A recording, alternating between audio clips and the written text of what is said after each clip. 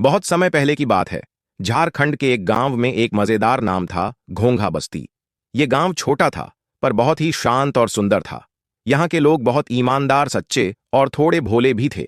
गांव में सब एक दूसरे को नाम से जानते थे। रामू काका, चंपा चाची, बबलू गुड्डी और उनका कुत्ता बॉबी। लेकिन एक दिन इस शांत गांव में हड़कंप मच गया।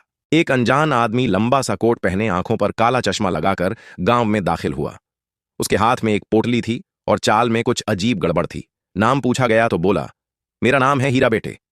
सबको लगा कोई नटवर लाल टाइप आदमी है, पर गांव वालों को क्या पता था कि यह आदमी कोई आम आदमी नहीं, कुख्यात चोर था। शहर से भागकर गांव में छुपने आया था। हीरा बेटे ने गांव में घुल मिल जाने की पूरी तैयारी कर ली थी।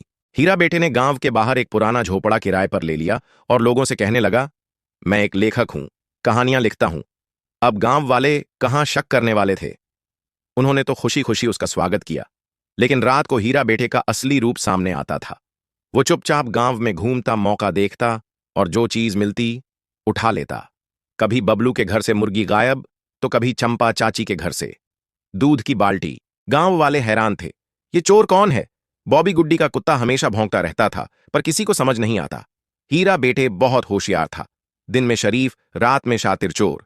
जब चोरी बहुत बढ़ गई तो गांव के सरपंच रामू काका ने सबको चौपाल पर बुलाया।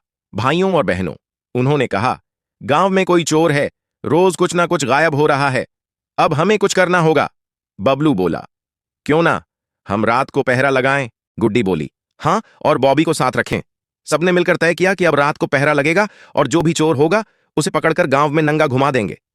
हीरा बेटे ये सब सुन रहा था। डर तो लगा पर सोचा, मैं इतना भी कच्चा खिलाड़ी नहीं हूं।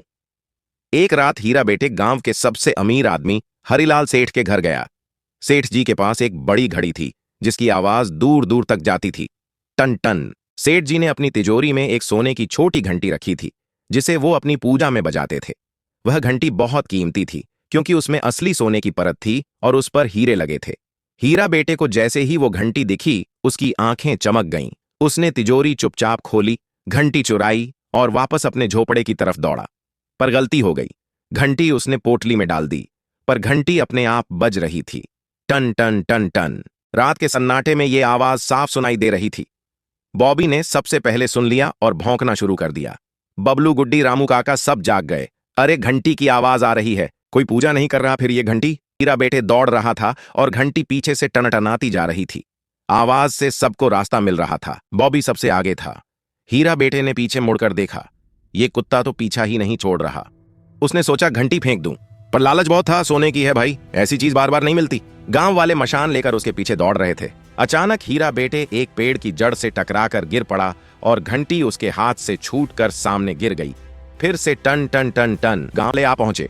रामू काका बोले, अरे ये तो हीरा बेटे है। गुड्डी बोली, हम तो इसे लेखक समझते थे। बबलू बोला, ये तो घंटी वाला चोर निकला। अगले दिन गांव में अदालत लगी।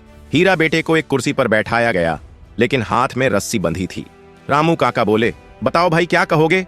हीरा बेटे ने धीरे से कहा, माफ कर दो काका, मुझे लालच ने अंधा कर दिया। गुड्डी बोली, घंटी ले जाते वक्त सोचा नहीं। चंपा चाची बोली, हमने पहले ही कहा था, आदमी थोड़ा टेढ़ा है। गांव वालों ने फैसला सुनाया, इसको शहर की पुलिस के हवाले करेंगे, लेकिन इससे पहले इसे गांव में एक दिन घुमाकर सबको दिखा देंगे। तो हीरा बेटे को घंटी गले में पहना दी गई और वह पूरे गांव में निकाला गया। लोग ताली बजा रहे थे, बच्चे हंस रहे थे और घंटी बज रही थी, टन टन टन टन। फिर उसे पुलिस के हवाले कर दिया गया। हीरा बेटे ने जाते वक्त कहा, आप सब ने जो किया सही किया। अब मैं सच में लेखक बनूंगा पर चोरी नहीं करूंगा। गांव वालों ने ताली बजाई। घंटी गांव को वापस मिल गई। सेठ हरिलाल ने उसे फिर से पूजा में रख दिया।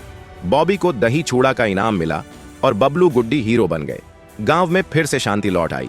पर जब भी कोई नई चीज गायब होती, लोग हंसकर कहते, कहीं घंटी वाला चोर तो वापस नहीं आया। कोई भी बुराई चाहे कितनी भी चालाकी से की जाए, एक दिन पकड़ में आ ही जाती है। लालच में किया गया काम अंत में शर्मिंदा ही करता है। तो गाइस, किसी भी बुराई या गलत काम को कितनी भी चतुराई से छुपाया जाए, लेकिन उसका सच एक दिन उजागर होना निश्चित है। लालच और धोखे का रास्ता अंत में शर्मिंदगी और पछतावे तक ही जाता है। सच्चाई, ईमानदारी और नैतिकता ही वह रास्ता है जो हमें सम्मान और शांति देती है। इसलिए हमेशा सही का साथ दे और याद रखे, धोखा और चोरी से कोई जीतता नहीं बल्कि हर बार हारता है। ओके गाइज, तो यार आई होप आप सबको वीडियो पसंद आया होगा, और पसंद आया है तो भाई इस वीडियो को लाइक करना और अपने दोस्तों के नाम बता जो कि ऐसे काम करते हैं, मजाक में ही सही। आप कमेंट में अपने दोस्तों के नाम लिखो और उनके साथ इस वीडियो को शेयर भी करो। और हम सब मिलते हैं नेक्स्ट वीडियो में। लेकिन हाँ, भारत माता की जय भी इस वीडियो के कमेंट बॉक्स में ज़रूर लिखना।